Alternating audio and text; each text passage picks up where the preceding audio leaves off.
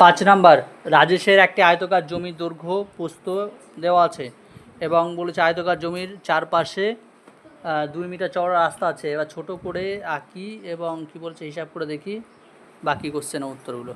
আগে কি বলেছে, আয়তকার জমি আছে। ছবিটা তো ভালো হলো না, তোরা আর্ট পারিস, তোরা আঁকি নি ভালো করে।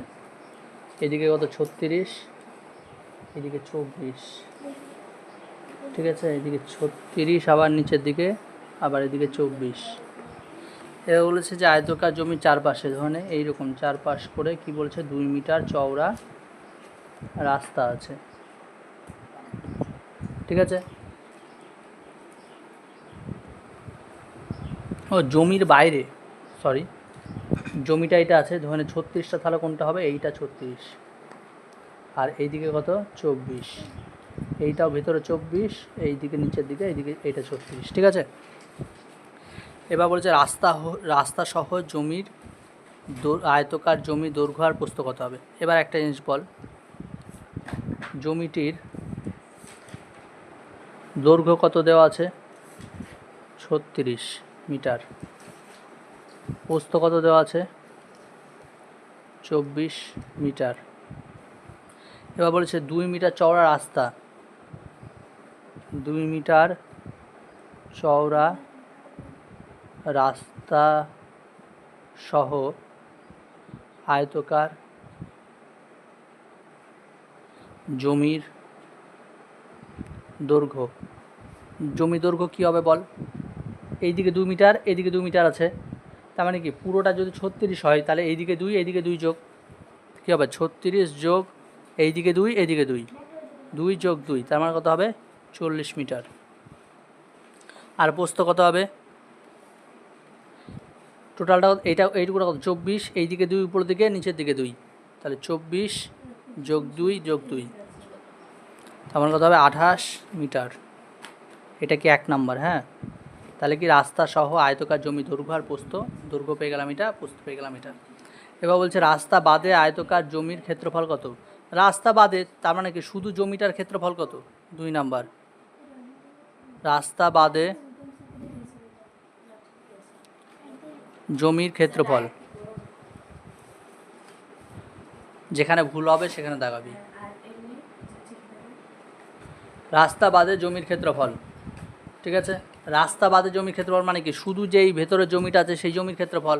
জমিটা দেখতে কেমন, আয়তকার, আয়তক্ষেত্রের ক্ষেত্রফল কেমন হয়, দৈর্ঘ্য গুণ প্রস্থ। তাহলে দৈর্ঘ্য কত 36, প্রস্থ কত 24, গুণ কর কত হবে 4 6 24 4, 6 2 12, 3 4 12, 24, 24 আর 2 26, সাথে 2, 3 2 6 আর 2 8 বর্গ মিটার। এটা কি রাস্তা বাদে জমির ক্ষেত্রফল। এবার বলছে শুধু রাস্তার ক্ষেত্রফল কি হবে, 3 নাম্বার। এবার বল রাস্তা সহ জমির ক্ষেত্রফল কত হবে, আগে বল রাস্তা সহ জমির ক্ষেত্রফল। রাস্তা সহ জমির ক্ষেত্রফল কী হবে, দৈর্ঘ্য গুণ প্রস্থ। দৈর্ঘ্য কী হবে, রাস্তা সহ জমি আয়তকার জমির দৈর্ঘ্য কত 40 আর এটা 28, 40 দৈর্ঘ্য ইন্টু 28, দৈর্ঘ্য গুণ প্রস্থ, গুণ করলে কত হবে 28 দুগুণে 56, 56 দুগুণ 112 বর্গ মিটার। এবার একটা জিনিস বল, এটা কি বললাম, রাস্তা সহ জমির ক্ষেত্রফল মানে টোটাল বাইরের পুরোটার ক্ষেত্রফল কত 1120, আর শুধু বললাম যে শুধু জমির ক্ষেত্রফল মানে ভেতরের যে জমির ক্ষেত্রফল সেটা কত 864। তাহলে কি যদি এটা থেকে এটা বিয়োগ করে দিই তাহলে বাকি রাস্তার এই রাস্তাটার ক্ষেত্রফল পেয়ে যাবো না, হ্যাঁ না না, ঠিক আছে। তাহলে লিখবো শুধু রাস্তার ক্ষেত্রফল,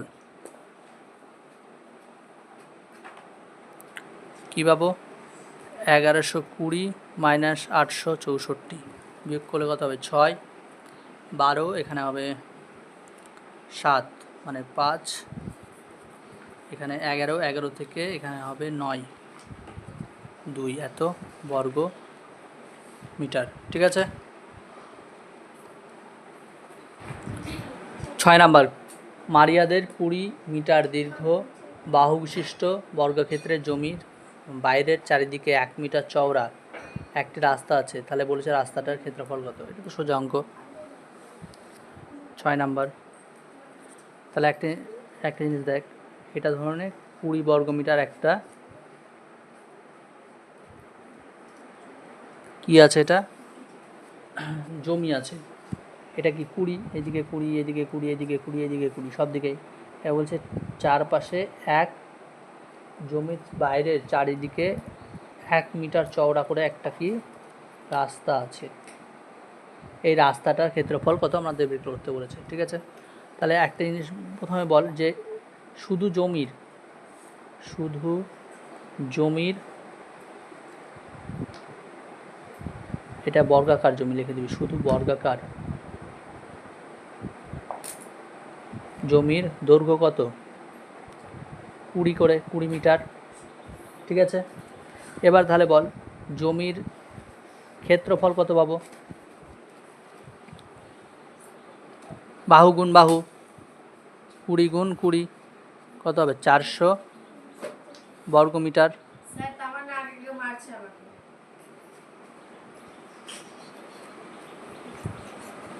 400 বর্গমিটার। এবার বলরা 1 মিটার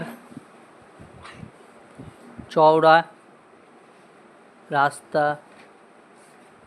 সহ বর্গাকার জমির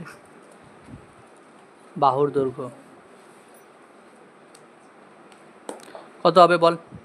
20 যোগ এই সাইডে 1, এই সাইডে 1, মানে প্রথমে কি এইরকম ছিল, তার চারপাশ দিয়ে রাস্তা, ঠিক আছে? তাহলে কি এইটা টোটালটা কত? 20, এইদিকে কত? 1 মিটার বাড়লো, এইদিকে 1 মিটার বাড়লো, তার মানে 1 কত হবে? 1 যোগ 1 কত হবে? 22 মিটার, ঠিক আছে?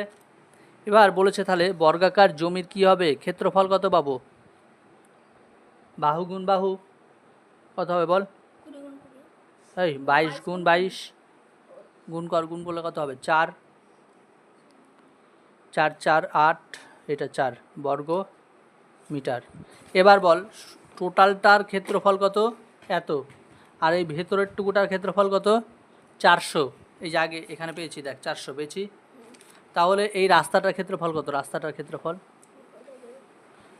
তাহলে বের করি, শুধু রাস্তার ক্ষেত্রফল। টোটালটা থেকে আমি ভেতরের টুকুটা বাদ দিয়ে দিব, তাহলে হয়ে গেল টোটালটা কত? 484 থেকে কত? ভেতরেরটা কত? 400 বাদ, তোমার 84 বর্গমিটার,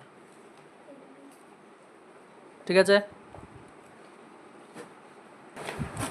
দেখ 7 নাম্বার, একটি বর্গাকার জমির ক্ষেত্রফল এত বর্গমিটার। বলেছে প্রতি বর্গমিটারে এত টাকা হিসাবে, প্রতি মিটারে যদি 3.5 টাকা হিসাবে খরচ হয়, তবে জমিটির চারপাশে বেড়া করতে, তবে জমিটির কি বলেছে? 4-5টা বেড়া দিতে মোট কত টাকা খরচ হবে? তাহলে কি হবে বল? প্রথমে কি বর্গাকার জমি আছে, ঠিক আছে?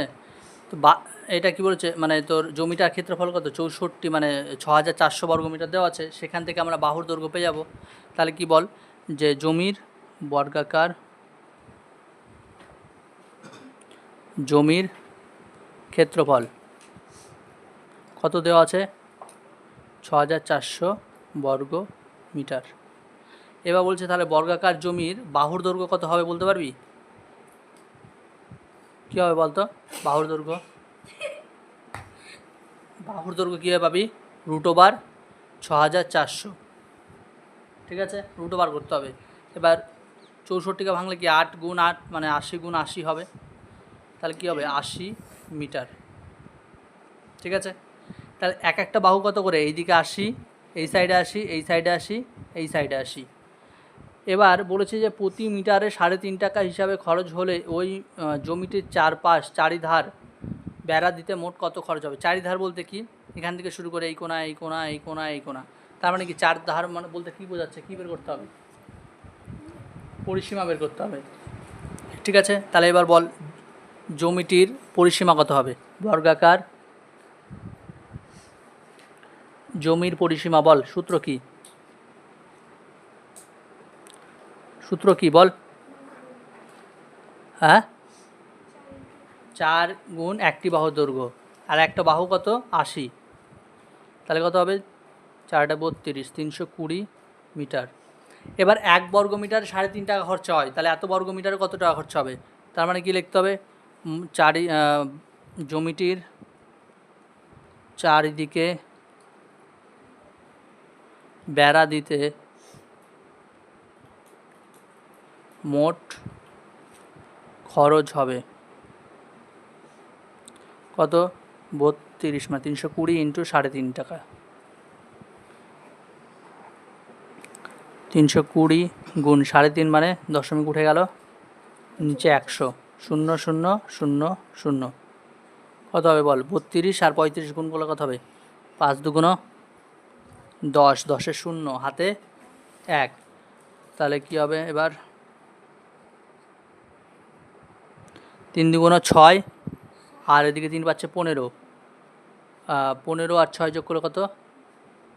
21, 21 আর 1-এ 22, 22-এ 2, হাতে, তা 3 তিরিখে 9 আর 2-এ 11, এত টাকা। ঠিক আছে, আজকের মতো এখানে থাকলো।